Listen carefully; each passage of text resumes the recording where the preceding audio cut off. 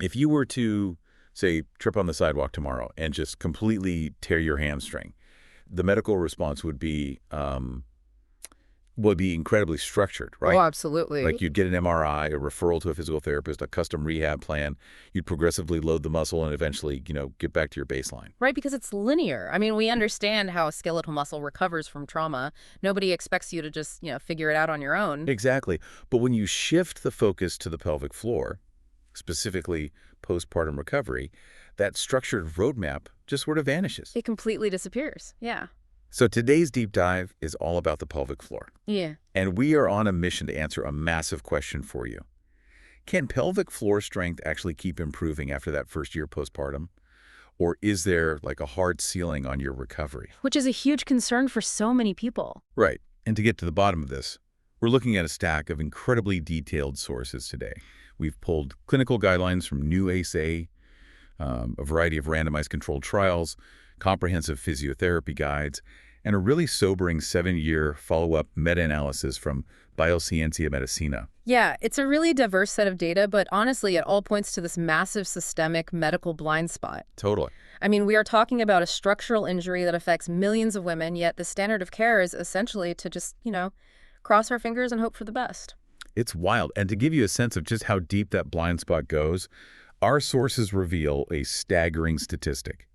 70% of women doing the most famous pelvic floor exercise out there, the Kegels, are doing it completely wrong if they only have verbal instructions to go by. 70%. 70%. Okay. Now, let's unpack this. Why is there such a massive failure rate for something that, sounds so simple? Well, we really have to start with the sheer scale of the trauma itself. Like, to understand why women can't just squeeze their way out of this, we need to look at what actually happens to the anatomy during pregnancy and childbirth. Right, because it's not just a pulled muscle. No, not at all. It is a combination of severe chemical remodeling and intense physical trauma. I want to break that down. Let's start with the chemical side, because the sources mention a hormone called relaxin. And I always assumed relaxin just made your hips a little loose before labor. What is it actually doing on a cellular level? Relaxin is fascinating, but it's entirely indiscriminate. Its primary job is to break down collagen to soften the ligaments and tissues, which prepares the pelvis to open for birth. Makes sense. But the problem is it doesn't just target the joints. It chemically softens the connective tissues and the fascia that support the entire pelvic floor. Wow. Yeah, so you have a chemically compromised support structure, and then you introduce the chronic mechanical load. Meaning the weight of the baby. Exactly. Plus the amniotic fluid, the placenta, increased blood volume. For months, gravity is pressing that localized weight down on a softened levator ani muscle. Which is the main hammock of muscle holding up your internal organs, right? Right. It is being stretched well beyond its normal resting length, long before labor even begins. So I was reading the clinical guidelines, and I stumbled on a term I actually had to look up. Levator ani avulsion. I always assumed childbirth just caused, like, micro tears. But the stats say that during a vaginal delivery, between 10 and 36% of women experience an avulsion. Yeah. What exactly is physically happening there? An avulsion is not a micro tear. It is a complete macrotrauma. The muscle is literally torn off its attachment point at the pubic bone. Wait, literally detached? Literally detached. If you imagine that hammock you mentioned earlier, it's not just that the ropes are stretched thin, it's that the rope has completely snapped off the tree. Oh my God. So if a muscle physically detaches from the bone, how on earth is a woman supposed to heal that in those first few weeks? Like, can the body reattach it? What's fascinating here is how the body compensates. The body actually cannot spontaneously reattach the muscle to the bone in the exact way it was before. You're kidding. No.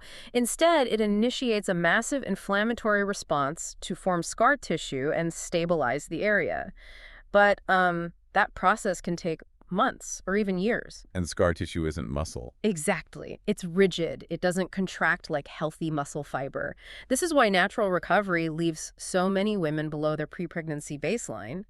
The surrounding intact muscle fibers basically have to take over the workload of the detached section. Which brings us to the anatomy of the muscle itself, because it's not just one uniform slab, right? Yeah. Our sources really emphasize that rehab has to address two entirely different types of muscle fibers. Yes. The pelvic floor is a highly complex web composed of type 2 and type 1 fibers. Okay.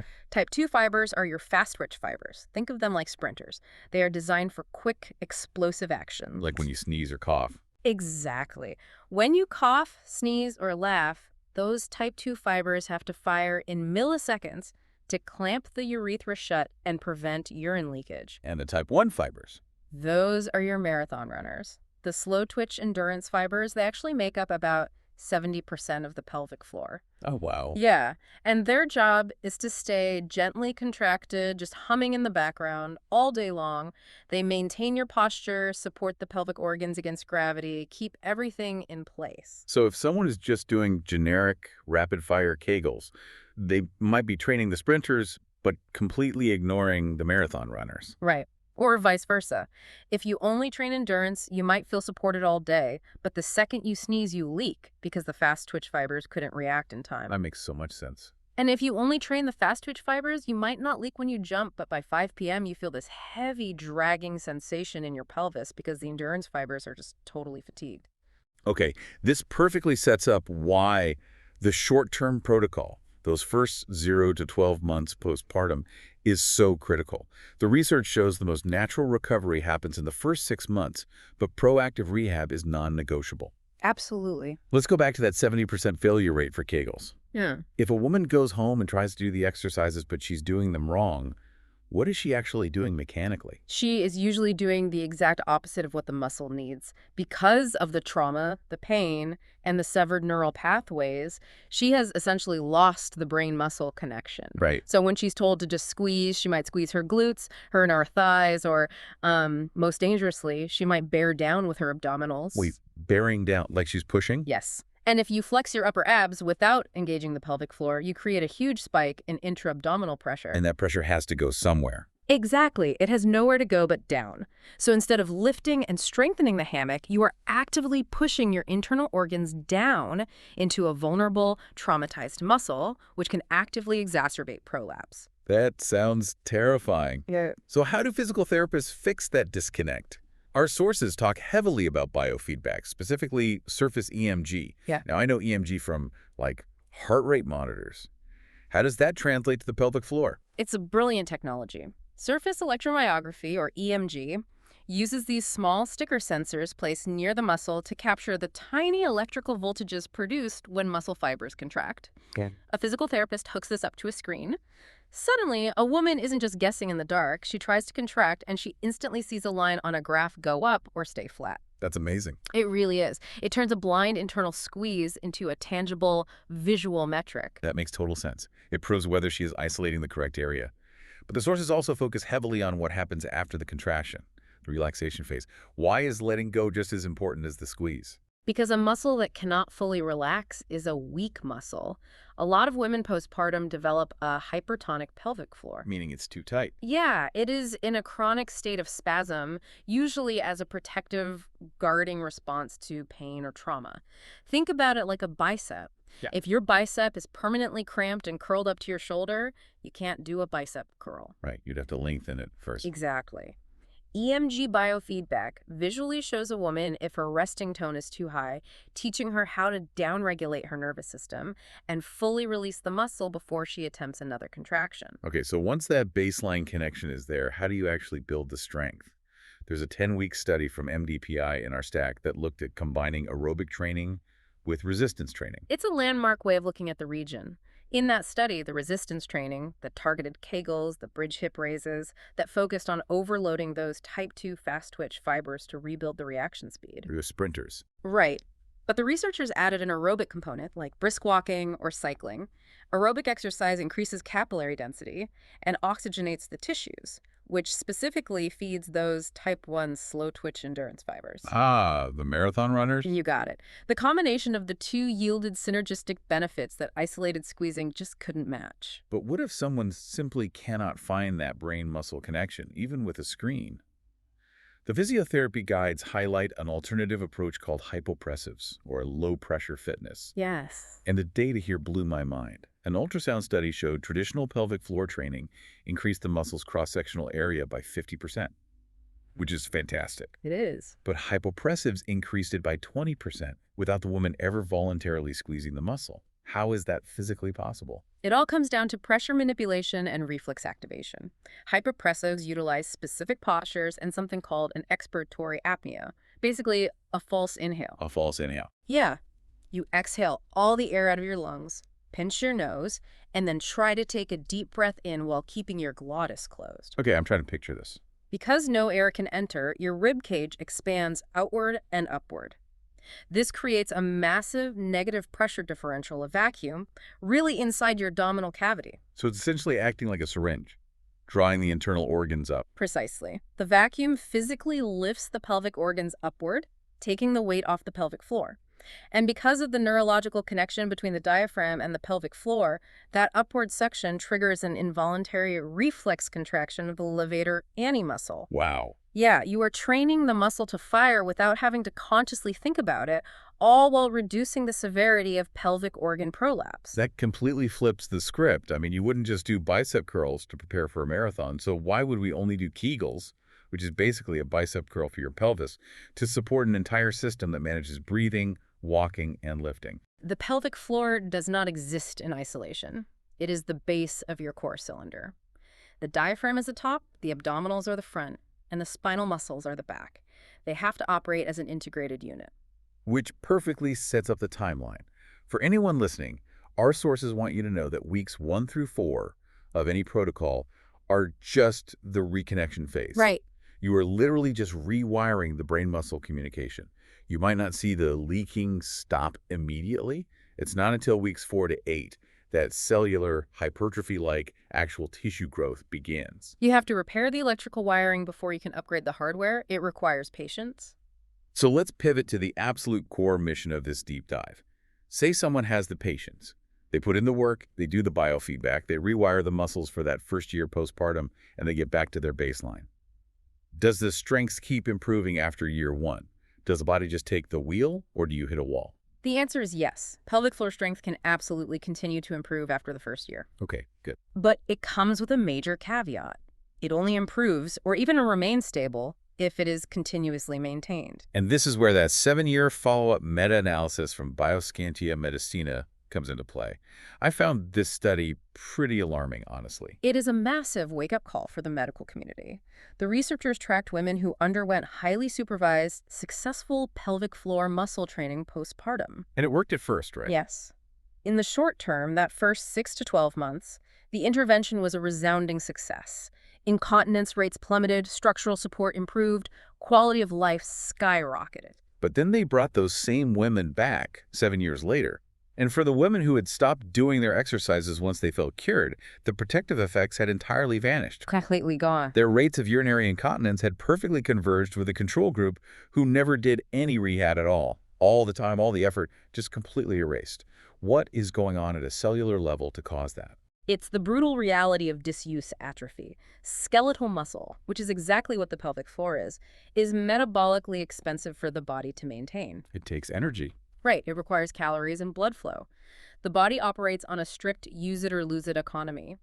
If you stop placing a mechanical demand on the tissue, the body perceives that extra muscle mass as unnecessary. So it just breaks it down. Yep. It shrinks the fast twitch fibers, reduces the capillary density, and downgrades the neuromuscular efficiency just to save energy. So the standard healthcare model for this, the treat and discharge method where you see a physio for 12 weeks, get a gold star, and never go back, is physiologically backwards. It's entirely flawed. Discharging a patient gives them the illusion that they are fixed, but life does not stay at a static baseline. After that first year, women face major life transitions that introduce entirely new loads to the pelvic bowl. Let's talk about those transitions. One of the biggest ones our sources highlight is menopause. If someone gives birth at 30, does the rehab, and feels great for 15 years, why does the floor suddenly drop out, literally, in her late 40s or 50s? It all comes back to chemistry. During perimenopause and menopause, estrogen levels plummet. Okay. And estrogen is critical for maintaining the elasticity and thickness of vaginal tissues, fascia, and the urethra. When estrogen drops, the tissues literally thin out. Blood flow to the pelvic region decreases. Wow. Yeah. The muscle loses bulk and contractile strength independent of exercise. So a woman who sailed through her 30s can suddenly develop severe incontinence purely because her chemical support structure basically evaporated? Okay, I have to push back here because as a listener, this sounds incredibly daunting. So what did this all mean? Am I stuck doing 50 intense Kegels every single day for the rest of my life just to fight off atrophy and menopause? Because between work, family, and just trying to survive, that sounds completely unsustainable. This raises an important question, and if you connect this to how we train other muscles, there is actually a lot of good news here. Oh, thank goodness. You do not have to train with that initial intense rehabilitation volume forever.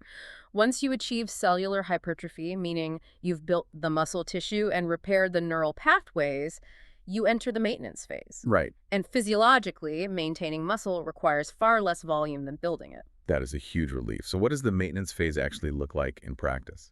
Well, the clinical studies show that once the baseline strength is achieved, younger women can maintain it with just one focused session a week. One session, that's it. That's it.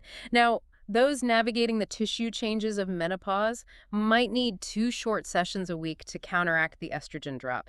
But it shifts from being about high intensity to being about long-term consistency. And the sources dive into a behavioral framework called the COMB model to explain why consistency is so hard. It stands for capability, opportunity, motivation, and behavior. It's a great way to understand the psychology of rehab. Right. The model shows that capability usually isn't the problem once they've seen a physical therapist. But opportunity and motivation fall off a cliff. Oh, absolutely. The opportunity to exercise vanishes when you're chasing a toddler, and the motivation disappears the moment you stop leaking urine. The immediate threat is gone, so the behavior stops. Exactly. Which is why the interventions have to shift from formal workouts to automated daily habits. Let's get into those habits. The physiotherapy guides outline 2 incredibly practical techniques. The first is called the knack. I love this because it takes, like, 2 seconds. The knack is brilliant. It is the conscious, intentional contraction of the pelvic floor right before an event that increases intra-abdominal pressure. So before you sneeze. Before you sneeze, before you cough, or before you deadlift a car seat out of the minivan, you consciously squeeze and lift the muscle upward to resist the downward force of the pressure spike. Makes sense. And over time, that conscious habit rewires the brain, and it becomes an automatic subconscious reflex again. The second habit is the pelvic brace. This goes back to what you were saying about the core cylinder. Instead of just isolating the pelvic floor, you integrate it. Right. As you exhale, you draw your belly button in to engage the deep transverse abdominis muscles, and you simultaneously lift the pelvic floor. You are using the breath to engage the entire system as one cohesive unit. When you learn to breathe properly, every single exhalation becomes a micro-rehabilitation for the pelvic floor. I want to touch on one specific high-stress scenario that a lot of postpartum women are desperate to return to, and that's running. Yes. Our sources dedicate an entire section to this. A lot of people want to lace up their shoes at 6 weeks just to feel like themselves again, but the guidelines firmly state you should wait at least 3 months postpartum. Why is running so uniquely dangerous in those early months? It's the physics of ground reaction force. When you run, your foot strikes the pavement with incredible force. That shock wave travels up your kinetic chain into your pelvis. At the exact same time, gravity and momentum are driving your internal organs downward against the pelvic floor. The guidelines note that running poses a 4.59-fold increased risk of pelvic floor dysfunction compared to low-impact exercise. That is massive. Because the levator ani is absorbing a violent, repetitive stretch with every single stride. That paints a really vivid picture. If you haven't rebuilt the muscle, you are just hammering a compromised hammock. Precisely. The guidelines actually provide benchmarks to test if you are ready to run. You have to be able to do 10 fast reps, proving your fast rep. Type 2 sprinters can handle the impact, and a 60-second submaximal endurance hold, proving your Type 1 marathon runners won't just give out on mile 2. You have to earn the right to absorb that impact. It's not about never running again. It's just about preparing the tissue for the load. Here's where it gets really interesting, though. We need a fundamental perspective shift on how we view this kind of maintenance. Think about your teeth. Nobody considers it a catastrophic burden to brush their teeth for 2 minutes, twice a day, every single day, from childhood until death. Right. It's just hygiene. We don't wait for our teeth to fall out to start brushing them. We need to view pelvic floor exercises as brushing our teeth for our core. That analogy normalizes the practice beautifully. The pelvic floor responds remarkably well to consistency. Integrating the pelvic brace into how you lift groceries or practicing the knack when you laugh, it transforms a medical chore into a lifelong physiological habit. So what does this all mean for you listening? We've covered a ton of ground today. First, we established that the pelvic floor sustains massive chemical and structural trauma during birth, sometimes literally detaching from the bone, but it Yes. can be rebuilt by specifically targeting both the fast twitch and slow twitch muscle fibers using tools like biofeedback and hypopressives. And second, to answer the core mission of this deep dive, yes, pelvic floor strength can absolutely continue to improve after the first year. There is no hard ceiling. Right. But the medical treat and discharge model is a failure. If you stop maintaining the muscle, disuse atrophy will erase your progress. Maintenance is a lifelong necessity, especially to combat the hormonal shifts of menopause. But it only takes a few focus sessions a week and mindful daily habits to hold the line. It is about maintaining the structural integrity of your own body for the long haul. It really is. To close out this deep dive, I want to leave you with something to ponder that we haven't even touched on yet. Think about the evolutionary design of the human body. We are bipedal. Right. We walk upright on two legs, which means gravity is constantly pulling our internal organs straight down against the pelvic floor.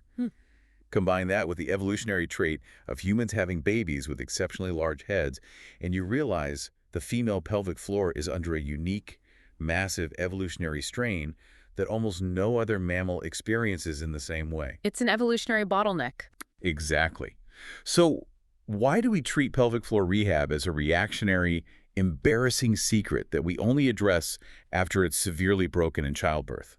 If we acknowledge the basic evolutionary physics of our upright bodies, what would happen if pelvic floor awareness wasn't just postpartum rehab, but a standard, vital piece of physical education taught to everyone from childhood? If we treated it with the same preventative respect as cardiovascular health or dental hygiene, we could potentially rewrite the narrative of aging. We could erase decades of silent suffering, incontinence, and invasive surgeries before they ever have a chance to begin. It's not just about bouncing back after a baby. It is about demanding a standard of care that supports your body for the rest of your life.